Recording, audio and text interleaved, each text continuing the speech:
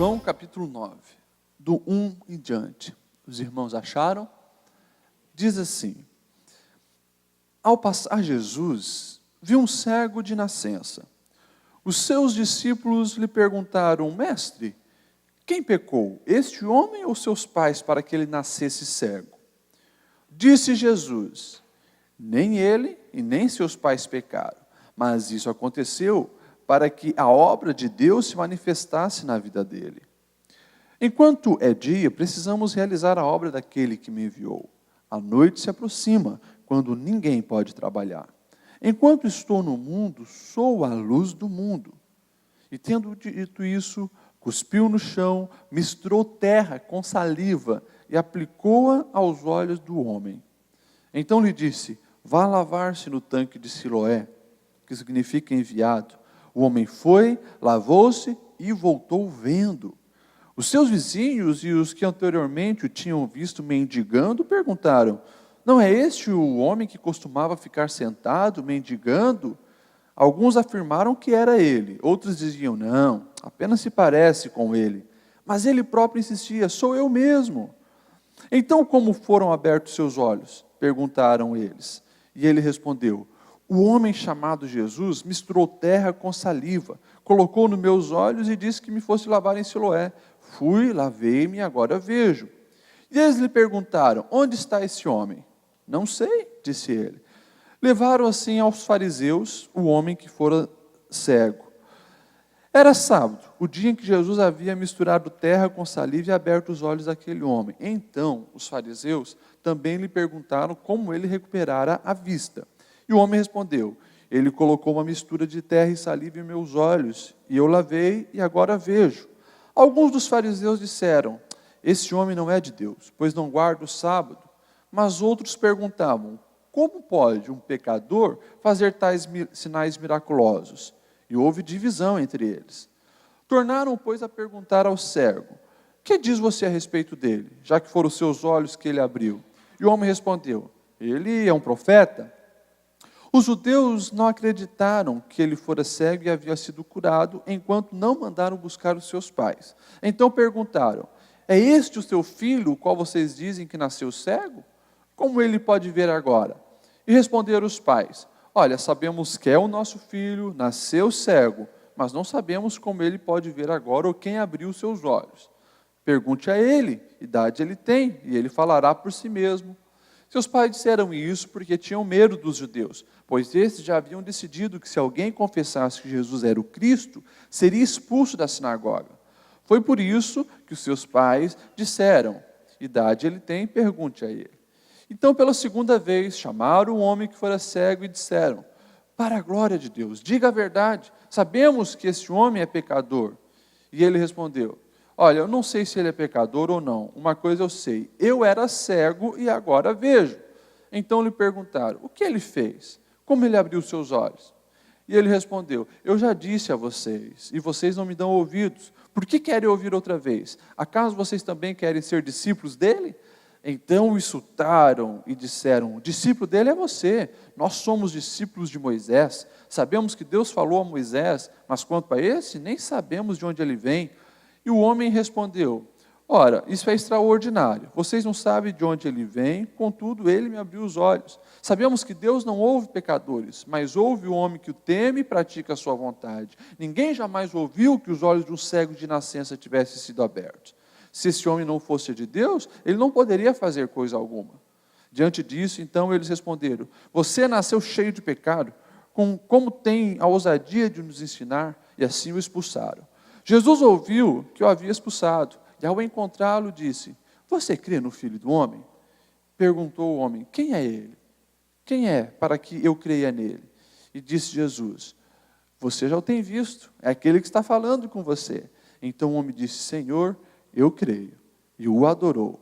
E disse Jesus: eu vim a este mundo para julgamento, a fim de que os cegos vejam, que os que veem se tornem cegos. Alguns fariseus que estavam com ele, então, ouviram dizer isso e perguntaram: acaso nós também somos cegos?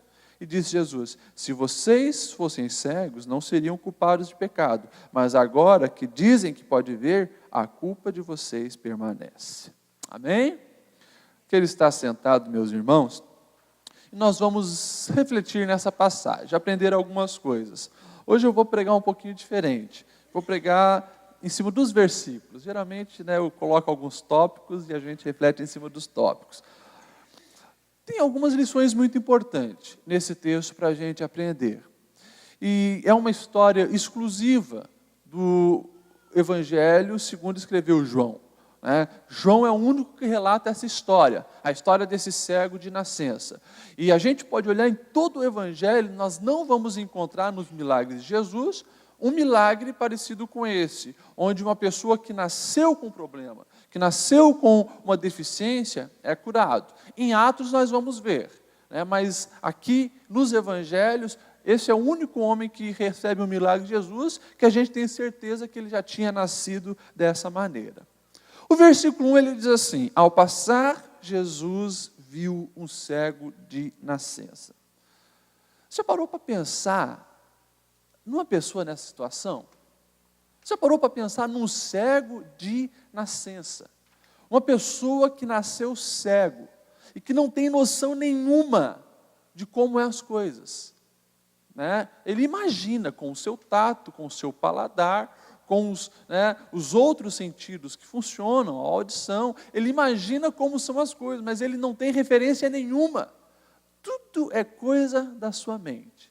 E aquele homem vivia nesse mundo, um mundo isolado, de um cego, um mundo onde que era rejeitado, desprezado, porque eu lembro vocês que na cultura dos judeus e nas culturas antigas, uma pessoa que tinha uma deficiência, era leproso, tinha uma doença, ou nesse caso, um cego, era visto como uma pessoa maldita. Uma pessoa maldita não teria vínculos de relacionamento, é um homem que certamente não casou. Tanto que depois a gente vê os pais interferindo na história, porque eram as únicas pessoas que ele tinha ligação. Um homem que vivia então como? Mendigando. Se é um cego, não tem como trabalhar, é visto como maldito pela sociedade, desprezado, a função dele para sobreviver era sentar-se às portas da cidade, sentar à porta do templo, ficar em um local onde há um movimento de fluxo de pessoas e ali ficar pedindo. Essa era a vida desse homem. Uma vida triste, provavelmente cheia de questionamentos, provavelmente ouvindo muitos absurdos, até os próprios discípulos, quando estão com Jesus, passam por aquele homem, já traz os conceitos tradicionais da cultura. Jesus, quem pecou para que ele estivesse nessa situação? Foi ele ou foi seus pais? Eu imagino, por ser um cego de nascença, aqui já gerou muita discussão. Porque os judeus eles tinham muita dúvida. Quando que o homem ele já pode pecar? Será que ele pode pecar dentro do útero já? Ou apenas quando sai? E os judeus faziam assim, especulações muito mirabulosas a respeito dessas realidades. Eles interpretavam o versículo que o pecado jaz à porta, referindo à saída da criança do útero, então ali ele se tornava um pecador. Outros falavam, mas Jacó e Esaú, eles brigavam dentro do útero, então eles já tinham noção de pecado, e buscavam muitas explicações. Enfim, os discípulos chegaram para Jesus e perguntaram, ele pecou ou os pais dele para que ele nascesse assim? Ou seja, já entendiam aquilo como uma consequência de pecado. Ele é culpado ou os pais dele foram culpados para que nascesse assim. Depois nós vamos falar mais sobre isso, sobre a resposta de Jesus. Mas eu gosto das primeiras palavras. Jesus viu. Jesus viu. Jesus viu aquele homem ali. Eu acredito que não foi a primeira vez que Jesus tinha visto aquele homem. Porque Jesus estava várias vezes passando em Jerusalém. E com certeza tinha muitos deficientes, muitas pessoas precisando de ajuda. Mas naquele dia, no meio da multidão, chegou o dia do milagre daquele homem. E Jesus o vê. Jesus o vê. E Jesus então vai até ele. Eu acho extremamente interessante isso. Eu já falei para os irmãos, que o Senhor ele não é um Deus de multidão, de massa, mas um Deus de indivíduos, um Deus que conhece cada um Deus que no meio da multidão ele consegue enxergar a realidade de um cego, mendigo, desprezado, e olhar para aquele homem e dizer, hoje chegou o dia, hoje eu vou interferir na vida desse homem, e vai lá e faz o milagre. Eu acho isso interessante, e a gente precisa ter essa noção. O Senhor nos vê individualmente, conhece a nossa história, conhece o que nós passamos, nos entende e se coloca disponível para intervir também na nossa vida. Jesus daí ele responde então aos discípulos, antes de efetuar o milagre. Os discípulos perguntaram quem tinha pecado e tal, e no versículo 13 nós temos a resposta de Jesus. Nem ele e nem seus pais pecaram, mas isso aconteceu para que a obra de Deus se manifestasse na sua vida. Olha a resposta de Jesus. Essa resposta de Jesus, eu acho que precisa ser levada muito mais a sério por cada um de nós. Porque é a resposta para muitos questionamentos nossos.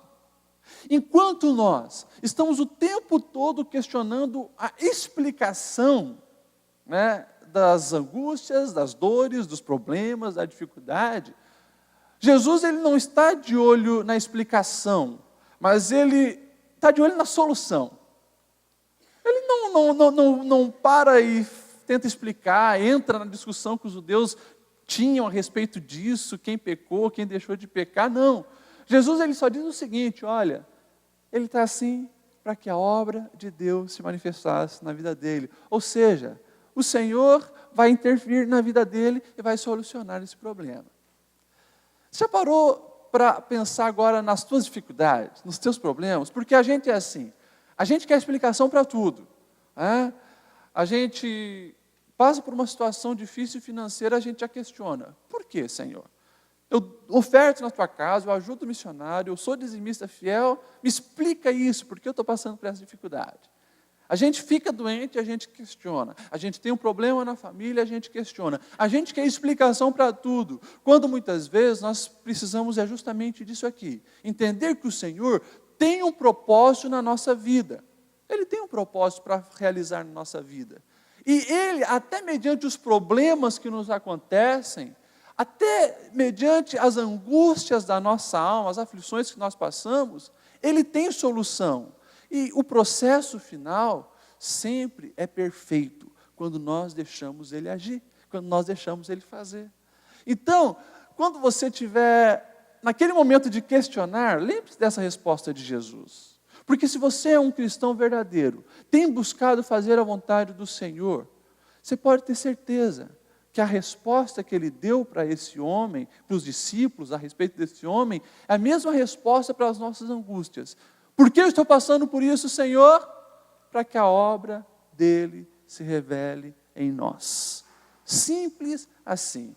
Então, na verdade, a gente nem deveria tanto usar o porquê, mas sim o para quê, É justamente para isso, para que a obra dele se manifeste em nossas vidas. Então, nós precisamos ter essa certeza, que o Senhor, em todas as coisas, Ele faz cooperarem para o nosso bem.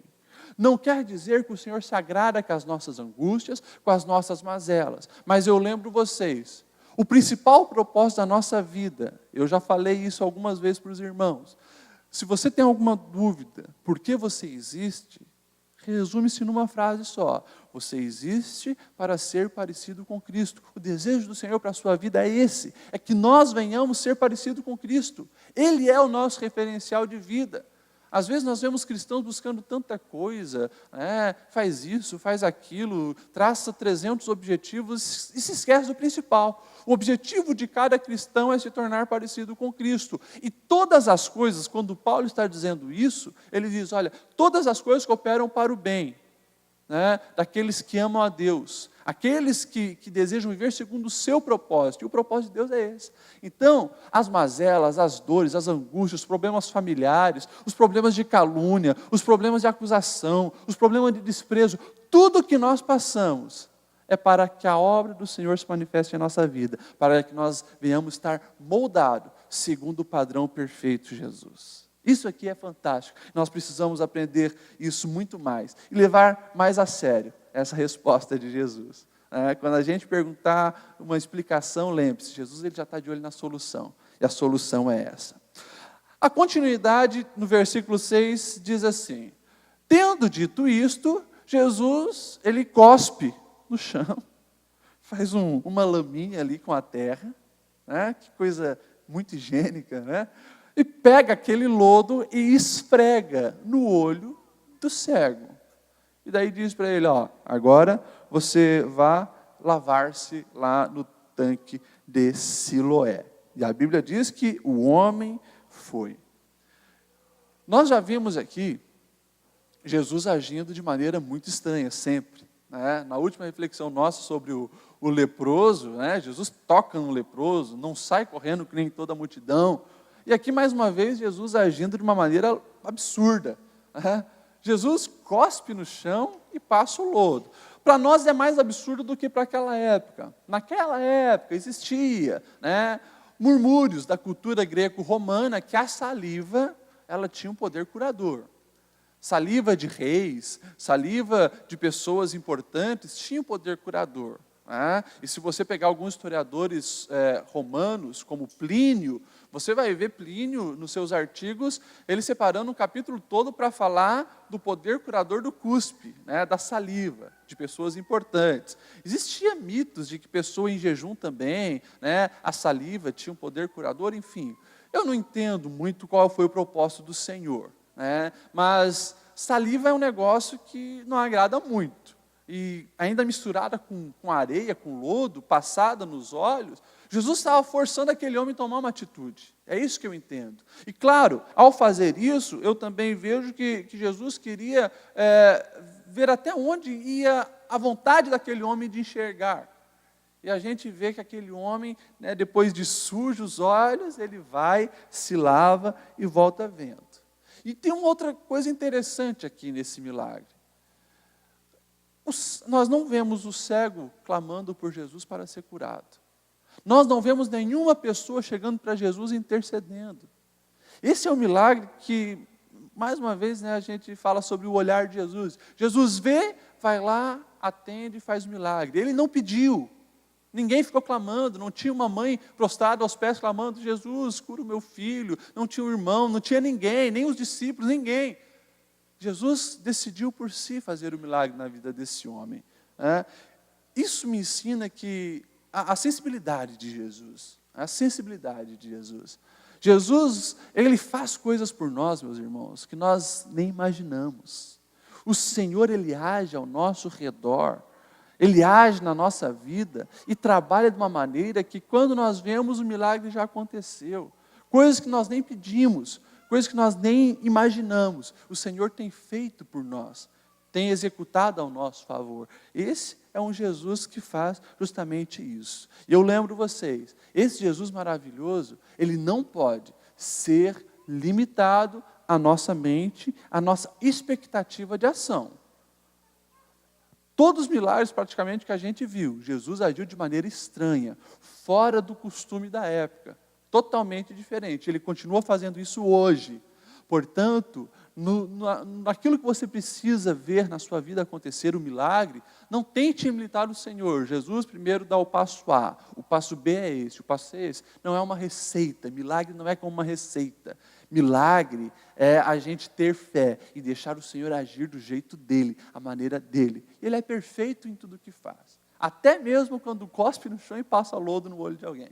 Jesus é perfeito em tudo o que faz. A consequência, então, nós vemos o quê? O milagre de fato acontecendo. Aquele cego, ele tem que tomar uma atitude, porque nós também temos que ter uma atitude, ele vai lá e se lava no tanque de Siloé.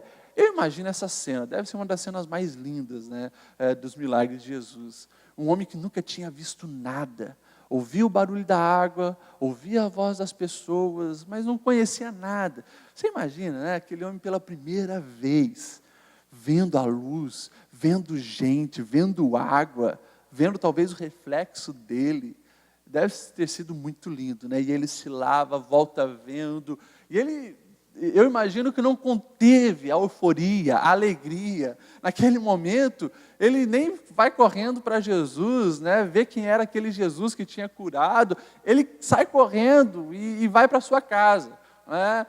Eu sei que ele vai para casa porque a Bíblia diz que os vizinhos dele começam então agora a se perguntarem: esse não é o fulano que era cego? Não, não pode. Uns falavam: não, mas olha só, é o jeito dele. Outros diziam: não, é alguém que se parece com ele, deve ser um parente, né? Um primo, quem sabe, da mesma genealogia aí. Mas ele daí saía na frente das pessoas e dizia: sou eu mesmo, sou eu, aquele que era cego, eu estou vendo, sou eu mesmo.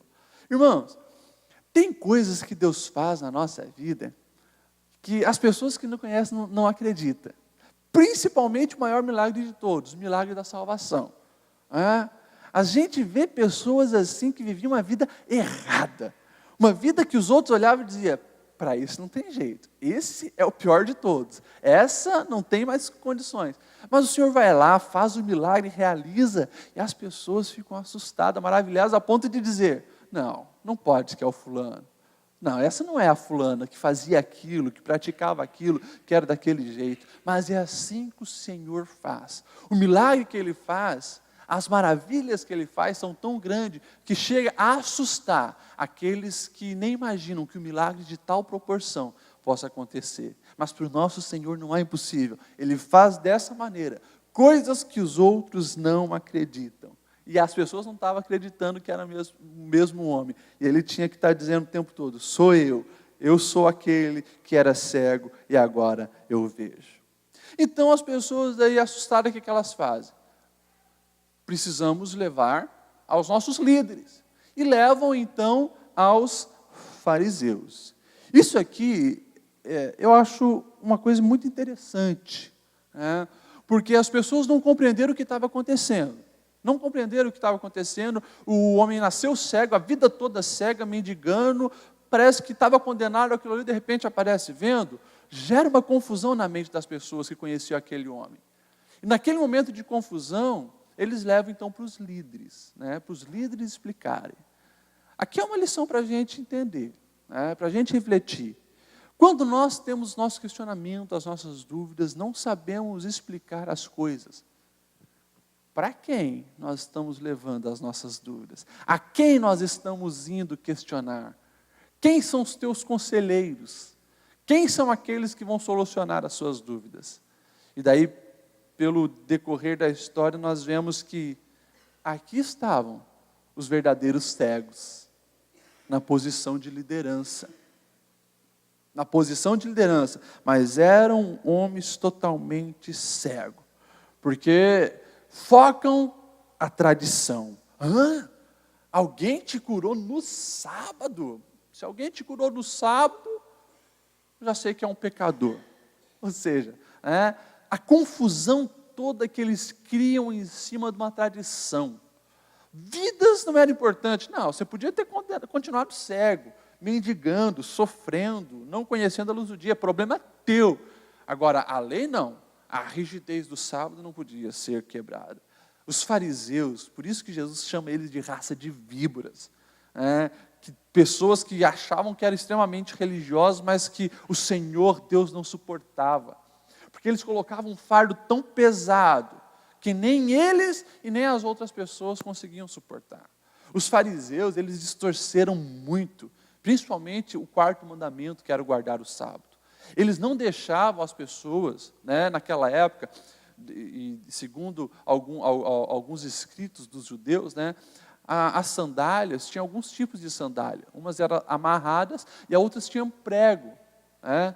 Existiam algumas tradições dos fariseus, onde era proibido andar com as sandálias que tinham pregos, porque o peso do ferro, né, ao ser levantado, era considerado trabalho no sábado. Então eles criaram tantos absurdos em torno desse sábado, e agora, né, um homem foi curado, um homem que nasceu cego, chega ali diante deles, mas eles ficam presos à tradição. E culpam Jesus, chamando Jesus de pecador, né? Chamando Jesus de um homem que não era representante de Deus. O sábado se tornou mais importante do que gente. Isso aqui, meus irmãos, é uma lição para nós, tá? Porque nós precisamos cuidar para não cair nisso aqui, mais preso à tradição do que a uma verdadeira espiritualidade. Isso, na verdade, é uma das coisas que eu mais tenho falado nos domingos aqui, onde pessoas acham que ser crente é andar com uma Bíblia debaixo do braço e ir 1 ou 2 vezes por semana na igreja. E se esquece de amar todos os dias, e se esquece de respeitar lá em casa. Pessoas que chegam aqui, até às vezes sobem na plataforma se dizendo santas, mas a gente olha para a esposa, uma mulher que não tem brilho no olhar. A gente olha para os filhos que não querem saber nada de Deus e das coisas de Deus. Porque lá em casa o santo vira demônio. Isso é desprezado por Deus, isso é farisaísmo. Isso é estar preso à tradição, à aparência. É querer mostrar-se santo, quando por dentro está podre. Então nós vemos aqui Jesus, os fariseus acusando Jesus, desprezando Jesus, falando diante daquele homem que Jesus era um pecador porque tinha quebrado o sábado. Eles então começam a discutir entre eles e a Bíblia deixa bem clara, João diz que há até divisão entre eles, porque claro, né, com esse tipo de atitudes vai ter divisão. Há divisão porque uns diziam, não, mas se ele é pecador, como que aconteceu um milagre desse? Né? Se ele não tem nada a ver com Deus, como é que pode? Alguém que não tem nada a ver com Deus fazer tais milagres. A gente vai ver lá na frente, né, o que Jesus chama de pecado contra o Espírito Santo, que não tem perdão. Quando os fariseus atribuem os milagres que Jesus fazia à ação demoníaca. Né, a ação demoníaca. Eles chegam nesse nível para tentar explicar o que estava acontecendo, os milagres de Jesus. E daí eles vão, chamam os pais daquele homem, né? E os pais dizem, olha, esse é o nosso filho. Antes nós sabíamos que ele nasceu cego, agora está vendo, mas ele tem idade. Se vocês querem questionar, pergunte a ele. Porque os fariseus estavam ali insistindo, o que aconteceu? Fala para a gente. E os pais sabiam que se eles afirmassem, né, alguma coisa a mais que os fariseus não gostassem, falassem alguma coisa boa de Jesus, eles estariam expulsos das sinagogas. Como judeu, não poderiam mais estar ali participando dos momentos de culto e celebração dos judeus. Chegaram novamente para o cego. Então, repita para a gente o que aconteceu, né, em nome de Deus, para a glória de Deus. Ou seja, né, não minta, fala o que aconteceu. E daí nós vemos aqui um cego que era desprezado, que eu imagino a maioria das pessoas via como um homem desprezível. Ele dá um banho de teologia. Uma teologia muito simples, mas extremamente funcional. Né? Ele diz assim, olha, vocês já me perguntaram isso, né? Vocês parecem que não estão entendendo. Eu só sei uma coisa, eu era cego, agora eu vejo. E eu sei uma outra coisa, não tem como alguém que não seja de Deus fazer um milagre dessa proporção. Pronto, está simples, é a teologia dele. E o cego ele é um pouco mais ousado. Agora, eu imagino que vocês estão perguntando tanto, porque vocês também querem se tornar discípulos de Jesus. Aí os fariseus ficam loucos com ele, né? Expulsam ele. Nós somos seguidores de Moisés, e não desse homem. Desse homem é você que é seguidor. E assim expulsam ele, né, do meio lá daquela reunião que estava acontecendo. E aqui nós vemos, né, características de fariseu. Orgulhoso, desprezando os outros, preso na sua teologia mirabolante, mas não entendendo nada do que estava acontecendo. Mas ali, com o nariz empinado, achando que é alguma coisa.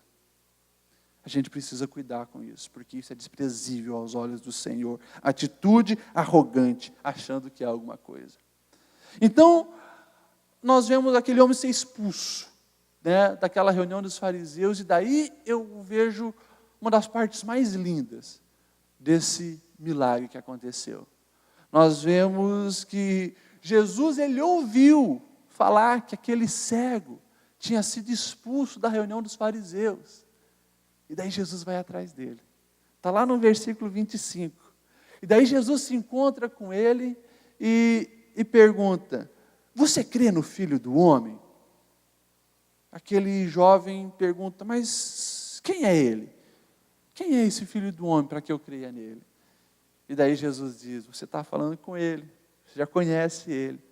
E daí ele olhando para Jesus, ele diz, eu creio. Mas ele não fica só nas palavras, ele se joga de joelho e adora Jesus. Irmãos, tem lições lindas para a gente aprender aqui, né? Primeiro é isso, Jesus ele tinha feito um milagre físico naquele homem, né? Curou a cegueira física, mas também queria curar a cegueira espiritual. Jesus volta atrás daquele homem e pergunta, você crê no Filho do Homem? Essa é uma expressão, Filho do Homem, né, que a gente vai ver uma expressão comum para a liderança, para profetas, para os reis, mas principalmente por uma profecia de Daniel, Filho do Homem também se encaixava na figura messiânica. E Jesus estava perguntando, você crê no Messias? Você crê que vai vir no Messias e vai novamente levar o povo a Deus?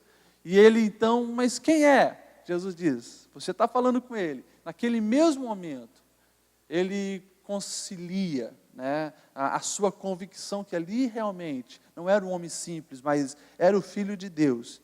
E eu acho lindo isso porque ele é coerente. Ele, ao falar que crê, ele não fica só nas palavras, mas ele adora, ele tem uma atitude de quem realmente acreditava. Isso aqui precisa, meus irmãos, fazer parte da nossa vida. É muito fácil falar que nós cremos em Jesus. É muito fácil falar que nós acreditamos que Jesus é o Filho de Deus. O difícil é ser um adorador. Porque adorador existe renúncia e risco. Aquele jovem, homem, ex-cego, ele tinha acabado de sair de uma reunião de fariseus sabendo que aqueles homens queriam matar Jesus e qualquer um que seguisse Jesus também seria perseguido. Tanto que os pais deles ficaram com medo, mas ele não estava mais nem aí. Ele sabia que a partir de agora precisava tomar uma decisão. A partir de agora ele precisava sair de cima do muro. Então ele não tem medo, porque estava publicamente, tinham outros fariseus ali. Ele adora Jesus. Ele estava dizendo, ei, esse aí é o Filho de Deus. Se vocês quiserem me perseguir, se vocês quiserem matar, estou nem aí. Mas aqui eu encontrei o Messias. Ele é o autor da vida. E adora Jesus ali na frente de todos. Para concluir, disse então Jesus a todos que estavam ali, eu vim a este mundo para julgamento, a fim de que os cegos vejam e os que veem se tornem cegos. Os fariseus questionam, acaso nós somos cegos? E disse Jesus, se vocês fossem cegos, não seriam culpados de pecado. Mas agora que dizem que podem ver, a culpa de vocês permanece. Jesus ele encerra falando justamente disso. Orgulho. Gente autossuficiente. Jesus deixa bem claro, olha, se vocês reconhecessem que eram cegos, claro que Jesus não estava falando de fisicamente, biologicamente, cegos na alma, no espírito. Se vocês reconhecessem que eram cegos, haveria chance para vocês. Porque quando nós nos humilhamos, procuramos a ajuda do Senhor e Ele nos abençoa, Ele se revela, Ele faz um milagre. Mas aqueles homens, eles achavam que podia haver alguma coisa. Eles se achavam autossuficientes, achavam os bonzão, ou seja, nós nos bastamos, não precisamos de Deus. E Jesus falou, vocês são cegos e vão continuar cegos. E assim Ele encerra esse milagre. Meus irmãos, que a gente venha conseguir colocar em prática essas lições. E que você saia daqui pelo menos entendendo uma coisa. Dessa lição, desse capítulo todo. Há cegueiras muito pior do que a cegueira física. Que é a cegueira desses fariseus. A cegueira espiritual. Cegueira emocional. A cegueira física, comparada com essas, é muito sutil, mas a cegueira espiritual desses homens, que se achavam autossuficientes, achavam os bonzãos, é algo desprezível, e que nós não venhamos cair nesse erro, porque é muito fácil, quando a gente se torna alguma coisa, chega a algum cargo, ganha algum dinheirinho, achar que nos bastamos. Se você pensar dessa maneira, você está se tornando cego, mas continue humilde, sabendo que você é cego e precisa de um guia, que é Jesus, e Ele trabalha na sua vida. Vamos orar? Fique em pé. Aleluia. Vamos orar nesse momento. Senhor Deus, obrigado pela Tua palavra, obrigado por esse milagre tão lindo que Tu realiza na vida deste homem, de curar da cegueira física, mas principalmente da cegueira espiritual. Nós também, Senhor, precisamos da Tua mão, do Teu milagre na nossa vida, para que nós não venhamos, Senhor, cair no erro de se tornar cegos espirituais, como os fariseus, achando que somos alguma coisa, que podemos alguma coisa, preso à tradição, preso a uma religiosidade fútil, medíocre, que não é eficaz. Deus, tem misericórdia de nós, e que nós venhamos ser como esse cego, às vezes não entendendo todas as coisas, às vezes não sabendo explicar uma teologia muito profunda, mas entendendo o básico, que é que antes era cego, agora nós vemos e acreditamos que Tu, Senhor, é digno de adoração, Tu és o Messias, e que nós venhamos adotar esse estilo de vida, nos tornarmos adoradores, porque só Tu é digno da nossa adoração. Obrigado por tudo. Amém e amém.